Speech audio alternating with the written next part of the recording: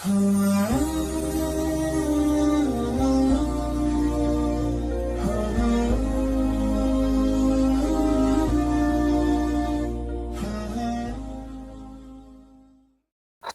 کے تمام انبیاء کی دعوت کا سب سے بنیادی نقطہ، سب سے بنیادی مرکز، اور سارے انبیاء کی جو دعوت تھی اس کے اندر ایک بات جو سب کے اندر مشترک تھی وہ کلمہ توحید تھا۔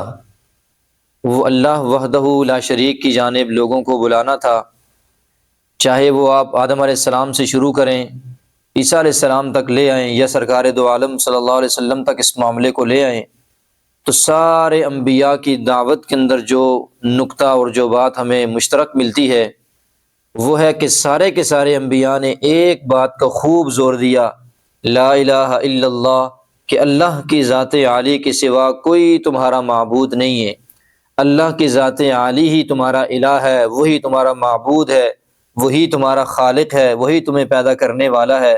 تو عقیدہ توحید یہ تمام انبیاء کی دعوت کا بنیادی اور سب سے بہترین اور سب سے پہلا جز ہوا کرتا تھا۔ تو توحید کو آج ہم تھوڑا سا کھولتے ہیں، تھوڑا سا اس کو میں آپ کے سامنے پیش کرتا ہوں کہ یہ توحید ہوتی کیا ہے، توحید کہتے کسے ہیں۔ توحید یعنی اکیلا، تو اس کا معنی اگر میں آپ حضرات سے پوچھوں کہ توحید کسے کہتے ہیں، تو توحید کا معنی اللہ کو ایک ماننا۔ عام طور پر ہمارے ذہنوں کے اندر یہ ہوتا ہے اللہ کو ایک ماننا، لیکن یاد رکھیں توحید کا یہ معنی یہ مکمل معنی نہیں ہے، یہ اس کا ٹھیک معنی بھی نہیں ہے، درست معنی بھی اس کا نہیں ہے کہ اللہ کو ایک ماننا۔ کیوں؟ قرآن نے ہمیں اس عقیدے کے متعلق یہ بات سمجھائی ہے کہ اللہ کو تو مکہ کے مشرک بھی مانتے تھے، وَلَئِن سَأَلْتَهُم مَّن خَلَقَ السَّمَاوَاتِ وَالْأَرْضَ لَيَقُولُنَّ اللَّهُ، کہ آپ ان لوگوں سے سوال کریں مکہ کے مشرکین سے کہ تمہیں کس نے پیدا کیا، آسمان اور زمین کا خالق اور مالک کون ہے، تو لَيَقُولُنَّ اللَّهُ، ضرور یہ بات کہیں گے کہ اللہ نے اس ساری کائنات کو پیدا کیا ہے۔ تو اللہ کے منکر تو مکہ کے مشرک بھی نہیں تھے۔ اسی طرح جب یہ اللہ تعالیٰ نے قرآن مجید میں کئی مقامات پہ ارشاد فرمایا کہ جب یہ لوگ جو ہے نا کسی سمندر کے اندر، کسی کشتی میں، کسی طوفان میں پھنس جاتے ہیں تو پھر دعوا اللہ مخلصین لہ الدین، تو اللہ کو خالص اسی کی طرف رجوع کر کے اللہ کو پکارنے لگ جاتے ہیں۔ اب دیکھیں اللہ کو تو وہ مکہ کا مشرک بھی مان رہا ہے، تو پھر توحید کا اصل معنی کیا ہے؟ تو یاد رکھیں توحید کے معنی میں تھوڑا سا ہم اس کو چینج کرتے ہیں، اللہ کو ماننا یہ توحید نہیں ہے، بلکہ اللہ ہی کو ایک ماننا، اللہ ہی کو ماننا یہ اصل توحید ہے۔ کیوں؟ مکہ کے مشرک اللہ کو بھی مانتے تھے اور ساتھ چھوٹے چھوٹے بتوں کو، پتھروں کی بنائی ہوئی چیزوں کو، مختلف اور اسباب کو، چیزوں کو جو ہے نا وہ کہتے تھے کہ چھوٹے چھوٹے کام اور فلاں فلاں کام ان لوگوں کے بھی سپرد ہیں۔ تو اوروں کو بھی مانتے تھے اور اللہ کو بھی مانتے تھے، یعنی ان کا ترجمہ توحید کا یہ تھا کہ وہ اللہ کو بھی مانتے تھے، اور اہل ایمان کو اور تمام انبیاء کرام کی جو توحید ہوا کرتی تھی اس کے اندر یہ درس اور سبق ہوتا تھا کہ اللہ ہی کو ایک مانو، اللہ کو بھی نہیں ماننا کہ ساتھ اوروں کو بھی ماننا شروع کر دو۔ اب دیکھیں اس کا معنی تو ہم نے سمجھ لیا کہ ہم نے اللہ ہی کو ایک ماننا ہے۔ اب یہاں سے سمجھنا چاہیے ہمیں اس بات کو کہ اللہ کو تو ایک ماننا ہے، لیکن کتنی چیزوں میں؟ جب تک ہمیں یہ بات پتہ نہیں ہوگی کہ اللہ کو کتنی چیزوں میں ہم ایک مانیں تو ہم توحید کے معاملے کے اندر جو ہے نا وہ کمزوری دکھا سکتے ہیں، ہم اس کے اندر غلطی اور خطا کر سکتے ہیں۔ تو ایک مسلمان کو اس بات کا ہمیشہ پتہ ہونا چاہیے کہ ہم نے اللہ کو تو ایک ہی ماننا ہے، کتنی چیزوں میں؟ تو یاد رکھیں اس بات کو اپنی انگلیوں پر یاد کر لیں، اپنے دل و دماغ کے اندر بٹھا دیں کہ 3 چیزوں کے اندر کم از کم، اس کے علاوہ بھی اس کی چوتھی قسم بھی ہے، چلیں 4 کر لیتے ہیں، کم از کم 4 چیزوں کے اندر اللہ تعالیٰ کو جو ہے نا وہ ایک ہم نے ماننا ہے۔ نمبر 1، اب اس کو یاد کر لیں ان قسموں کو۔ نمبر 1، ذات کے اندر، یعنی ذات کے اعتبار سے اللہ ایک ہی ہے اور کوئی نہیں ہے اس کائنات کو چلانے والا، وہ ایک اللہ ہے۔ نمبر 2، صفات کے اعتبار سے وہ بھی وحدہ لا شریک ہے، یکتا ہے، اس جیسی صفات اور کسی کی نہیں ہے۔ نمبر 3، عبادات کے اندر توحید فی العبادات، جتنی بھی عبادات ہیں وہ ساری اللہ کے لیے خاص ہیں، اللہ کے علاوہ کسی کے لیے عبادات یہ کرنی جائز نہیں ہے۔ نمبر 4، توحید فی الخلق والامر، یعنی حکم دینے میں اور احکامات کے نفاذ کے اندر جس کا حکم ہم نے ماننا ہے وہ صرف اللہ کی ذات ہے، اللہ کے احکامات کے علاوہ اس کائنات پر کسی اور کا حکم اور اس جسم پر بھی کسی اور کا حکم نہیں چل سکتا۔ تو بنیادی طور پر ان چاروں میں سے 3 سے متعلق آج گفتگو کرتے ہیں۔ چوتھی جو توحید کی قسم ہے اس سے متعلق میں اکثر چونکہ اپنے بیانات کے اندر گفتگو کرتا رہتا ہوں، اس کو پھر اگلی نشست کے اندر رکھ لیں گے۔ آج 3 جو اس کی بنیادی توحید کی جو قسمیں ہیں ان کو ہم سمجھنے کی کوشش کرتے ہیں۔ تو پہلی قسم ہم نے سمجھی ہے کہ اللہ تعالیٰ ذات کے اعتبار سے ایک ہے۔ تو ذات کے اعتبار سے ایک ہونے کا کیا مطلب؟ ذات کے اعتبار سے ایک ہونے کو قرآن نے بیان کیا ہے، قل هو اللہ احد، اے محبوب صلی اللہ علیہ وسلم کہہ دیجئے کہ وہ اللہ ایک ہے ذات کے اعتبار سے۔ پھر اسی کی ڈیفینیشن قرآن نے خود سمجھائی ہے ہمیں ایک اور مقام کے اندر، لو کان فیہما الہۃ الا اللہ لفسدتا، کہ اے لوگو اگر اس کائنات کے نظام کو چلانے کے لیے 2 اللہ ہوتے، 2 رب ہوتے، 2 الہ ہوتے، تو پھر ساری کائنات کا نظام درہم برہم ہو جاتا، یہ کائنات کا نظام نہیں چل سکتا۔ جیسا کہ کوئی ریاست ہوتی ہے، کوئی اسٹیٹ ہوتی ہے، کوئی علاقہ ہوتا ہے، اس کے اندر اگر اس کے 2 بادشاہ بنا دیے جائیں، اس کے 2 سربراہ مقرر کر دیے جائیں اور دونوں کے پاس مکمل اختیارات ہوں اپنی مرضی سے اپنے ریاست کو چلانے کے لیے، تو آپ دیکھیں اس ریاست کا کیسے آوے سے آوا بگڑ جائے گا کہ ایک جو ہے نا ریاست کا بادشاہ اور سربراہ ایک وقت میں چاہے گا کہ بھائی فلاں فلاں کے ساتھ یہ معاملہ کرنا چاہیے، دوسرا کہے گا کہ نہیں کرنا چاہیے، اس کی نظر میں وہ صحیح نہیں ہوگا، تو دونوں آپس میں آمنے سامنے آئیں گے۔ ان دونوں سربراہوں کے آپس میں آمنے سامنے ہونے کی وجہ سے ریاست کا سارا نظام جو ہے نا درم برم ہو جائے گا۔ تو ریاست کا سربراہ بھی ہمیشہ ایک ہی ہوتا ہے، فرد واحد ہوتا ہے جو اس کے سارے سیٹ اپ کو، سسٹم کو چلاتا ہے۔ تو اسی طرح یاد رکھیں اس پوری کائنات کو چلانے والی ذات صرف ایک ہی ہے۔ تو اللہ نے خود ارشاد فرمایا اللہ کے علاوہ اگر اس کائنات کو چلانے والے اور بھی خدا ہوتے تو پھر کائنات کا نظام درہم برہم ہو جاتا۔ مثال کے طور پر اس کو اگر اس آیت کی تشریح کروں، اس کو سمجھانا چاہوں میں، ایک خدا کہتا کہ میرے بندوں نے آج میری سائیڈ والوں نے بہت جو ہے نا وہ میری عبادت کی ہے، ان پر بارش ہونی چاہیے۔ دوسرا خدا یہ کہتا کہ ان پر بارش نہیں ہونا چاہیے۔ ایک خدا کہتا آج سورج نکلنا چاہیے، دوسرا کہتا نہیں آج بادل ہونے چاہیے۔ ایک کہتا کہ ان لوگوں کو پانی کا ذخیرہ مکمل ملے، دوسرا کہتا کہ نہ ملے۔ ایک کہتا کہ جو ہے نا ان کو جو ہے نا ان پر غلے کی، ان پر اور میری نعمتوں کی فراوانی ہو، دوسرا کہتا نہیں ان کو آزمائش پہ ڈالنا ہے۔ تو یہ دیکھیں اس طرح ایک دوسرے کے احکامات میں جب آپس میں ٹکراؤ آتا تو پوری کائنات کا نظام درہم برہم ہو جاتا۔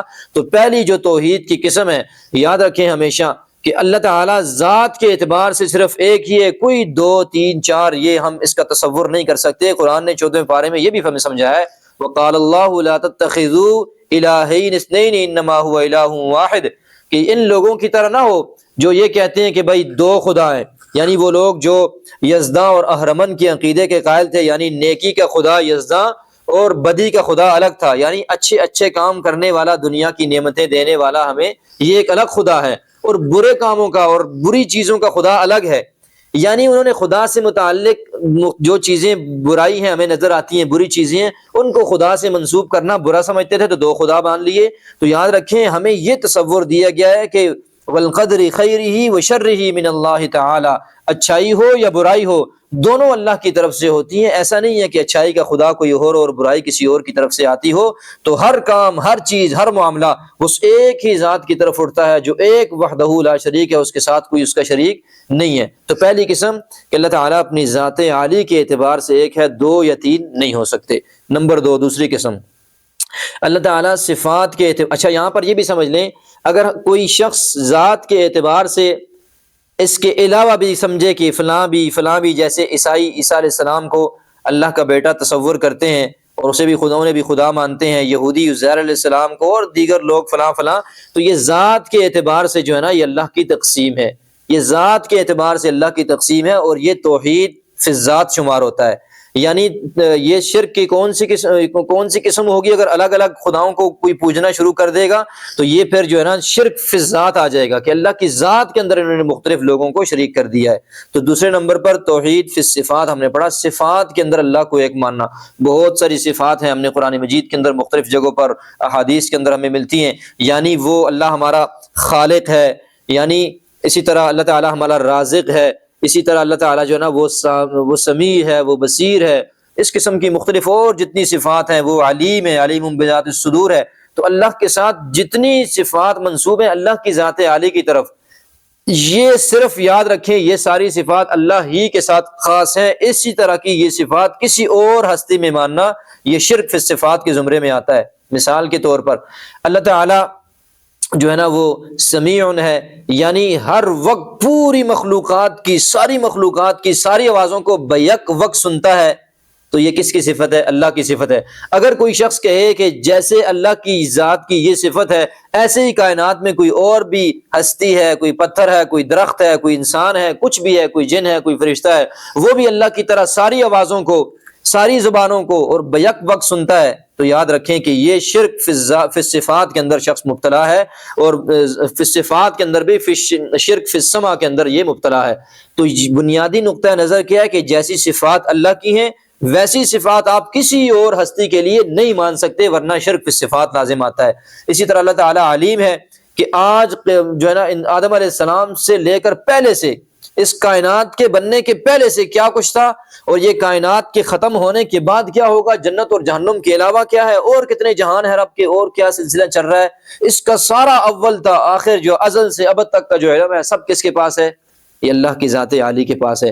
اب اگر کوئی شخص یہ کہے کہ جیسا علم اللہ کا ہے ایسا ہی علم کسی اور ہستی کے پاس، کسی بزرگ کے پاس، کسی ولی کے پاس، کسی نبی کے پاس، کسی پیغمبر کے پاس، کسی اور چیز کے پاس ہے، تو یاد رکھیں کہ پھر وہ اللہ تعالیٰ کی صفات کے اندر اور شرک فی العلم کا جو ہے نا مرتکب ہو رہا ہے، کہ جیسے اللہ کا علم ہے وہی علم کسی اور کے لیے ثابت کر رہا ہے۔ تو یاد رکھیں یہ جتنی بھی صفات اللہ سے متعلق، وہ علیم ہے، وہ خبیر ہے، وہ سمیع ہے، وہ بصیر ہے، وہ رزاق ہے، وہ قہار ہے، فلاں، جتنی بھی صفات آتی ہیں تو یہ ساری کے ساری صفات صرف اللہ ہی کی ذات کے لیے خاص ہیں۔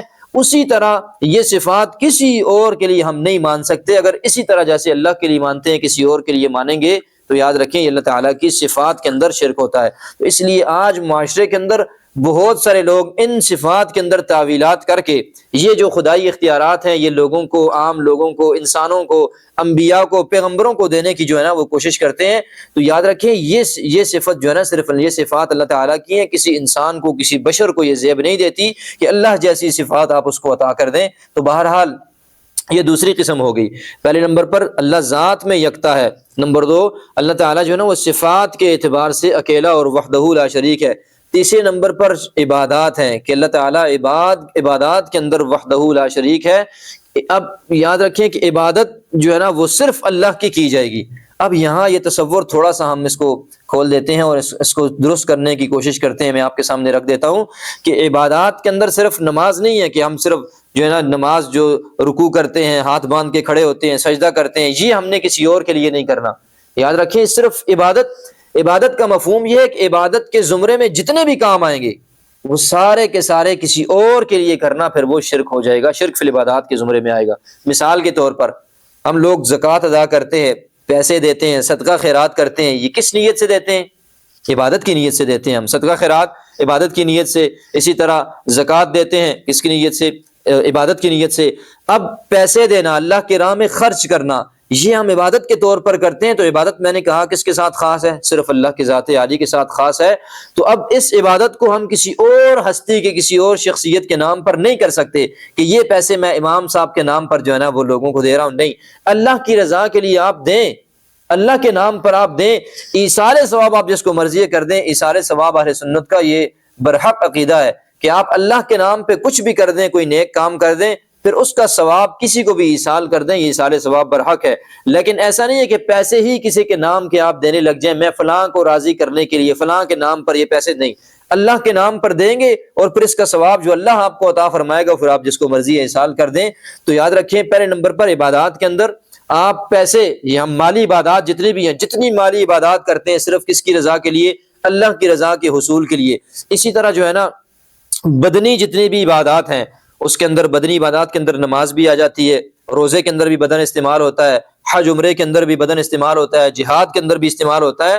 تو یہ بدن جہاں جہاں عبادت کے طور پر جس طرز میں بھی استعمال ہوگا تو وہ صرف اللہ کی ذات عالی کے ساتھ خاص ہوگا، کسی اور کے لیے عبادت کے طور پر ہم اس بدن کو استعمال نہیں کر سکتے۔ تو مالی عبادات بھی اللہ کے لیے، بدنی عبادات بھی اللہ کے لیے۔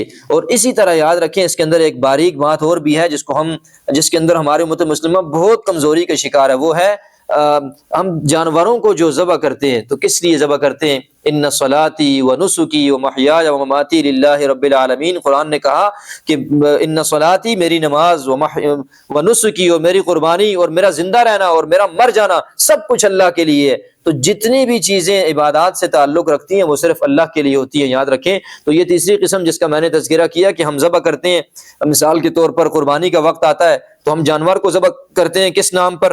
اللہ کے نام پر جانور کو ذبح کیا جاتا ہے، اور پھر جو ہے نا اس کو ہم استعمال کر لیتے ہیں، کھا لیتے ہیں، تقسیم کر لیتے ہیں۔ تو یاد رکھیں اس کے علاوہ جو ہم جانور کو ذبح کرتے ہیں، قربان کرتے ہیں، تو اس کے اندر ہمارے ہاں بڑی سستی پائی جاتی ہے۔ اس کے اندر اپنے آپ کے اپنے ذہنوں کو درست کرنے کی ضرورت ہے۔ جب بھی کسی نے کوئی نظر مانی ہو، منت مانی ہو، یا ویسے جو ہے نا کسی چیز کو ذبح کرنے کا، کسی حلال جانور کو ذبح کرنے کا ارادہ ہو، تو کسی شخصیت اور ہستی کے نام پر ذبح نہیں کرنا کہ میں فلاں جو ہے نا امام صاحب کے، فلاں پیر صاحب کے، فلاں مولوی صاحب کے، اور فلاں دربار کے، اور فلاں کے۔ یاد رکھیں یہ چیز آپ اس کو اللہ کے نام پر چھری پھیریں تو وہ حلال ہو جائے گا، وہ آپ کے لیے حلال ہے، اس کو کھانا جائز ہے۔ پھر اس کے بعد ایثار ثواب آپ جس امام صاحب کو مرضی ہے کریں، جس پیر صاحب کو مرضی ہے کریں، جس ہستی کو، جس کو مرضی آپ ایثار ثواب کریں اس ذبح کا ثواب۔ لیکن ذبح کرنا آپ نے صرف اللہ کے نام پہ ہے، ذبح آپ کسی اور کے نام کا نہیں کر سکتے۔